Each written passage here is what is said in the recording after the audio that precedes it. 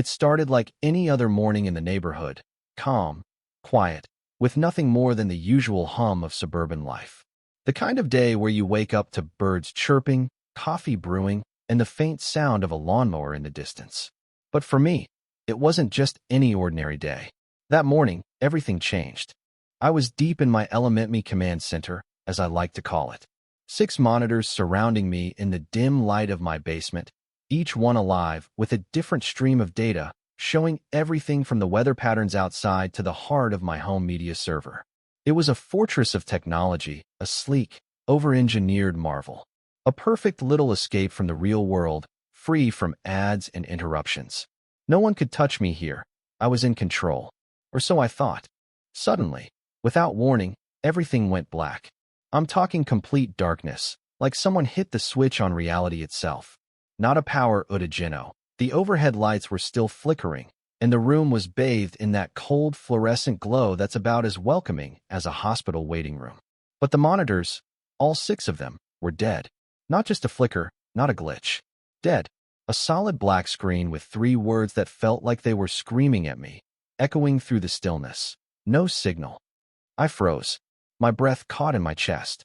The humming of my server rack, that gentle lullaby that had been my constant companion for years, stopped.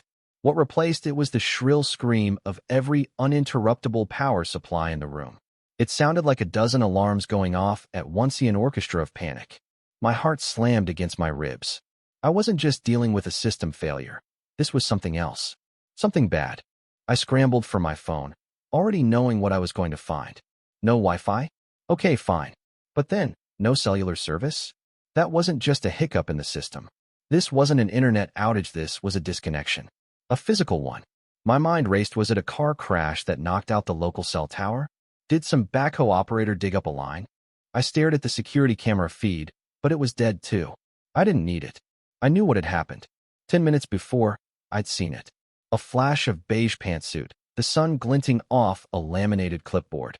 A look of righteousness, anger even, directed straight at the side of my house. No, it couldn't be. I whispered to the dead servers. She wouldn't. But I knew.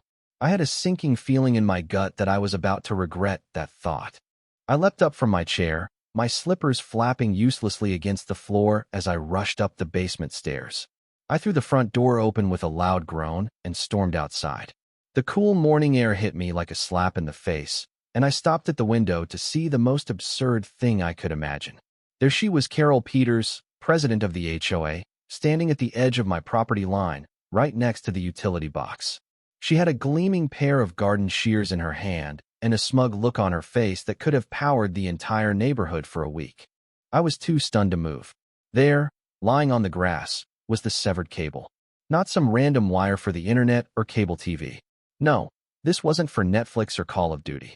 This was a military-grade, armored fiber optic trunk, the one that ran the entire town's emergency systems. The one that controlled 911, the fire department, ambulance GPS, traffic lights. And she'd cut it with garden shears. I forced the words out. Carol, what did you do? Her smile never wavered. Good morning, Mr. Henderson, she said, dripping with condescension. I see you've noticed the improvement. Improvement? I stumbled across the lawn, my slippers now soaked in morning dew. What did you do? I pointed at the cable, still trying to wrap my head around the sheer audacity of it. The cut was clean, surgical even. It was impressive, in a twisted sort of way. She held up the shears like a trophy. I'm ensuring compliance. That unsightly, non-standard conduit violated HOA Bylaw 17, Section 4. Aesthetic uniformity. It's gone now. You can thank me later. Thank her? Thank her? I could barely breathe. Do you have any idea what you've done? I managed to choke out. Oh, I've improved property values, she said, puffing out her chest. I gave you plenty of warnings. You should have taken it down when I sent the first notice. And the second. And the third. This is on you. I was losing it. I could feel my hands trembling, my blood running cold. I was about to scream at her when my phone buzzed violently in my pocket. My heart stopped. I pulled it out, and the caller ID froze me in place. Harmony Creek 911 dispatch. I answered, barely able to breathe. Brenda? Alex. Her voice came through, crackling with panic. Everything just went dead. The entire map server is down. The CAD system's frozen. We can't see any unit locations. The phones are still working, but everything else is a total blackout. It's like we're back in the Stone Age. I looked back at Carol, who was now standing there, wiping down her garden shears with a handkerchief, acting like she'd just pruned a rosebush instead of cutting the lifeline of an entire town. "You did this," I whispered to myself, almost in disbelief. I looked at the severed cable again. The thin black line, once an artery of connectivity, now a lifeless coil sprawled across my lawn. But Carol wasn't done. No, she stepped up with a gleam in her eye and the audacity of a villain. She folded her arms in front of her chest. "What? Are you seriously upset over a cable?" She didn't get it. She didn't understand that in that cable, in those fibers, lay the pulse of the town. She wasn't just being difficult. She had just endangered an entire community. I called 911, then I called Officer Miller. When Miller arrived, he was the picture of indifference, practically rolling his eyes as I tried to explain the magnitude of what had happened. "Oh, she cut your internet cable, huh?" "No, not just my internet cable." I almost shouted, my voice cracking.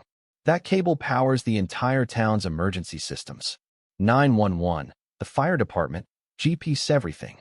Carol stood there, acting like the victim, painting herself as the good Samaritan who had improved the neighborhood. But Officer Miller wasn't buying it. Not at first, but as I tried to make him understand, Carol managed to turn it around. She pulled out the victim card, feigning innocence. "I'm just tidying up the common areas. The bylaws are clear about unauthorized fixtures."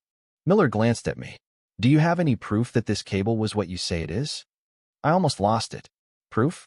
Look around you, Miller. The whole town's falling apart. The 911 system is down. The traffic lights are out. Call your own dispatch. See how they're doing without this cable. If you're not convinced, look at Carol's smug little face." Still, Miller wouldn't budge. He handed me a case number for a civil dispute and said to handle it with the HOA.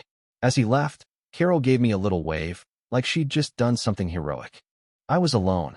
The town was without power, and the only person who could fix it was Dave, the guy from Dave's Data and Electric. He'd been my lifeline before. Now he was my only hope. "Dave, it's bad.